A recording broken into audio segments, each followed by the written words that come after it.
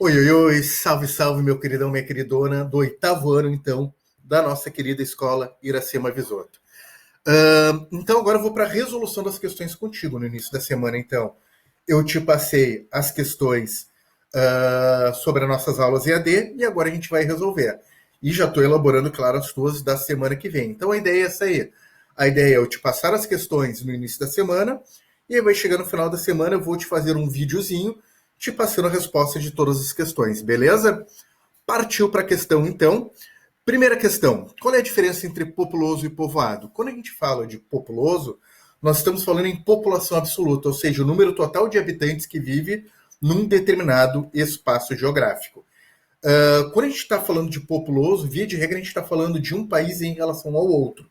Por exemplo, a China é mais populosa que o Brasil. E, por sua vez, o Brasil é mais populoso que o Uruguai. Então, quando a gente fala em populoso, via de regra, nós falamos em um país comparando com outro país, ou um estado com outro estado, município com outro município e assim por diante, beleza? Mas populoso, o que tu tem que anotar aí? Populoso está ligado à população absoluta, número total de habitantes que vivem num determinado lugar. Povoado, já quando a gente fala de povoado, nós estamos falando em população relativa, ou seja, a densidade populacional de um determinado lugar. O que eu penso nesse povoado? Eu penso aqui no número de habitantes que existe por quilômetro quadrado num determinado espaço geográfico. E aí é que eu vou ter, a partir dessa densidade populacional, se esse lugar é povoado ou não é povoado. Via de regra, se puxa acima de 100 habitantes por quilômetro quadrado para considerar que ele começa a ser um lugar povoado, então. O que é interessante até para a gente saber sobre esse povoado nesse período de pandemia? Que é óbvio que são os lugares povoados, ou seja, mais densamente habitados, que vão ser os lugares que nós vamos ter uma maior disseminação da contaminação. E onde é que nós encontramos lugares mais povoados? Exatamente nos lugares urbanizados, nos espaços geográficos urbanizados. E aí, para quem está acompanhando o noticiário, deve estar vendo que Manaus está tendo bastante disseminação desse vírus. E aí, o que acontece? É que a galera acaba focando que a Amazônia é um lugar de floresta, e perfeito, é a nossa região de floresta. Entretanto, tu tem que pensar que a maior parte da população que vive nessa região, ela vive em ambientes urbanos. Tá certo que nós temos lá as tribos indígenas e tudo mais, que tem até mais perigo que nós na hora de pegar toda e qualquer doença, porque não tem anticorpos. Apesar de que agora, nessa questão do coronavírus, eles estão desprotegidos de uma forma semelhante à nossa aqui. Então, de qualquer forma, todo e qualquer espaço urbano é um lugar mais propenso a ter a maior disseminação, então, do vírus. Então, todo e qualquer ambiente urbano, portanto, Porto Alegre, todo o nosso litoral norte, todo mundo que vive na área urbana do litoral norte, todo e qualquer lugar que é urbanizado, ou seja, a gente vive com uma densidade maior de pessoas, é um lugar mais propício. Por isso aí, não esquece, lava-se, passa sempre lavando as mãos, sabão, se não tem álcool gel, sabão é a melhor coisa que tem, evita sair de casa, porque todo mundo pode transmitir para todo mundo, beleza? Então, todos aqueles cuidados que eu te passei antes da gente sair em quarentena. Partiu para a próxima questão, então. Então, aliás, só para concluir aqui, populoso ligado diretamente à população absoluta e povoado ligado à densidade, à população relativa, à densidade da população. Foi? Questão 2, então. A distribuição populacional é desigual devido a alguns fatores. Quais são eles?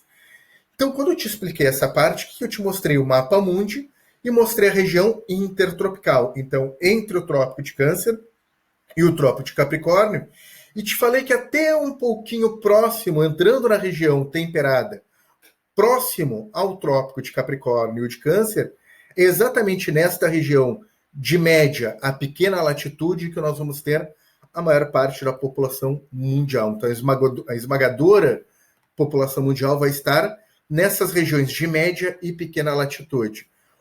Então, isso é ligado àquilo que tu viu lá no teu sexto ano, quando começou a ver toda a questão de biomas, vegetação, onde é que acontece mais, está ligado diretamente a isso aí. E por que está ligado? Num lugar mais quente e úmido, ou seja, médias e pequenas latitudes, eu vou ter uma maior variedade de vegetação. Ao ter uma maior variedade de vegetação, vou ter uma maior variedade de animais que se alimentam dessa vegetação. Ou seja, eu vou ter uma cadeia alimentar muito mais propensa a alimentar a todos. Então, por isso aí que na região intertropical, ou passando um pouquinho dela, de médias e pequenas latitudes, nós vamos ter a maior parte da população mundial, porque historicamente era ali que ela se alimentava melhor. Beleza? Então, ligado direto à cadeia alimentar. Vamos para a próxima questão. A China faz controle de natalidade. Qual a teoria demográfica que explica e o que ela diz? Bueno, vamos lá então. Quando penso em controle de natalidade, nesse controle de natalidade chinês, que é o atual, eu penso no neomalthusianismo. Ou seja, o que o neomalthusianismo diz? Ele diz que quanto maior for o número de população num determinado país, a probabilidade dessa população ser pobre, ou seja, do país como um todo ser pobre, é muito grande. Então, por isso que tem que ter controle de natalidade, usar métodos anticonceptivos e tudo mais. Então, a ideia realmente é fazer esse controle forçado. A China, até 2015, na região da ZEE, da Zona Especial Econômica, ou seja, na região litorânea chinesa, até 2015, a China permitia, no máximo, um filho por casal. O que aconteceu a partir de 2015? A partir dos estudos demográficos da China, eles perceberam que ia faltar mão de obra. Quando eles perceberam isso aí, eles foram lá e adequaram e modificaram para 2 filhos por casal. Entretanto, claro que a economia chinesa agora, as famílias já estão habituadas a ter somente um filho por casal. Isso aí, então, vai dar um problema de médio a longo prazo na produção chinesa, sem a menor sombra de dúvida, ou de outra forma, vão acabar, assim como o Japão fazia até acontecer lá o tsunami, começar a trazer pessoas de outros países para trabalhar lá dentro da China. Então, de qualquer sorte, a China, a partir de 2015, começou a permitir 2 filhos por família dentro da zona industrializada. Esse é outro detalhe também bem interessante. A limitação de filhos é na zona industrializada, não nas demais regiões. Portanto, respondendo a tua questão aqui, a teoria adotada pela China é a neomalthusiana, que faz controle de natalidade para evitar ser um país empobrecido. Feito? Vamos para a questão 4, então. Cite as 5 populações absolutas, ou seja, cite os 5 países mais populosos do mundo e as maiores densidades demográficas do mundo, ou seja, os 5 países mais povoados do mundo. Vamos dar uma olhada aqui, então, nos mais populosos. Os mais populosos, então, nós temos China, Estados Unidos, Indonésia, Paquistão, e aqui que vem o detalhe, já que são 5, e o Paquistão. O Paquistão, em 2000, desculpa, meu queridão, minha queridona, aliás, viu como é que é a forma certa de tossir, né? Tosse aqui, nunca nas mãos, e não estou com corona, espero eu. Vamos lá. Qual é o detalhe aqui? Em 2019, no meio de 2019, o Paquistão ultrapassou o Brasil como a 5ª maior população do mundo. Então, nós temos essa questão aí dos 5 países.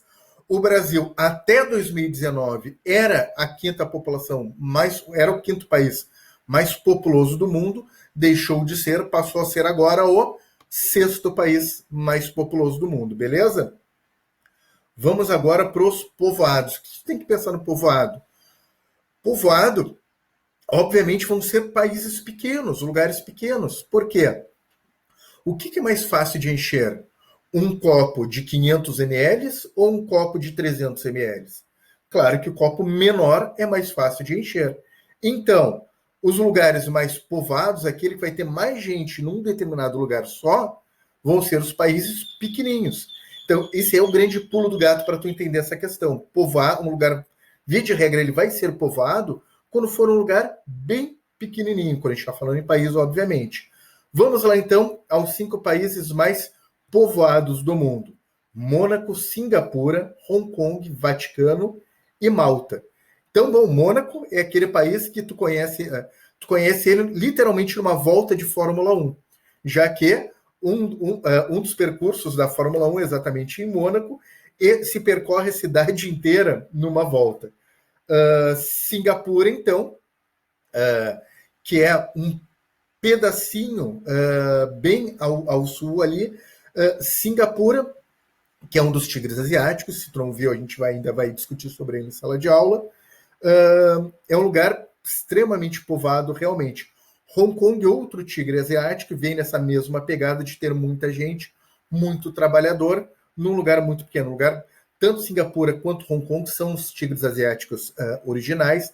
Eles são a questão da industrialização extremamente forte. Então, por isso, condiz o tamanho da população lá. E depois, o Vaticano, que é, então, aquela pequena cidade que é um país dentro de Roma. Então, é um país que tem incrustado dentro de Roma, que é o Estado-nação também dos católicos. E, por fim, Malta, então, que é uma pequena ilhazinha. São todos lugares, então, que tem muita gente morando num lugar só.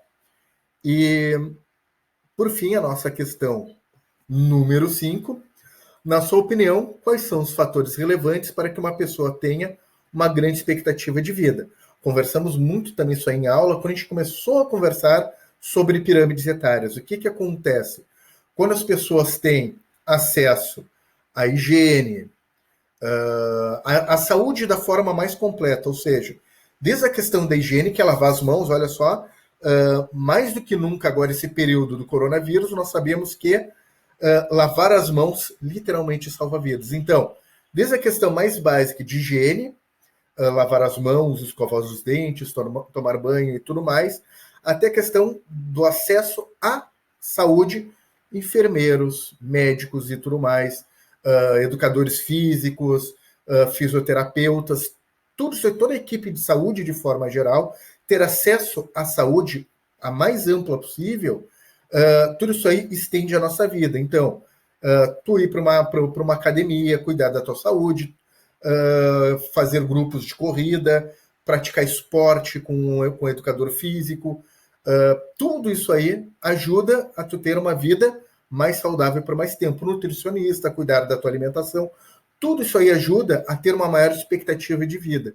Para além disso aí, viver em lugares, como a gente tinha conversado, onde já vive a maior parte da população. Em lugares que vai ter o acesso à alimentação. Portanto, lugares com acesso à alimentação e com acesso a todos os níveis de saúde, tudo isso aí faz que nós tenhamos uma maior expectativa de vida. Por isso que ele é um dado, índice tão importante dentro do IDH, dentro do Índice de Desenvolvimento Humano, a questão da longevidade.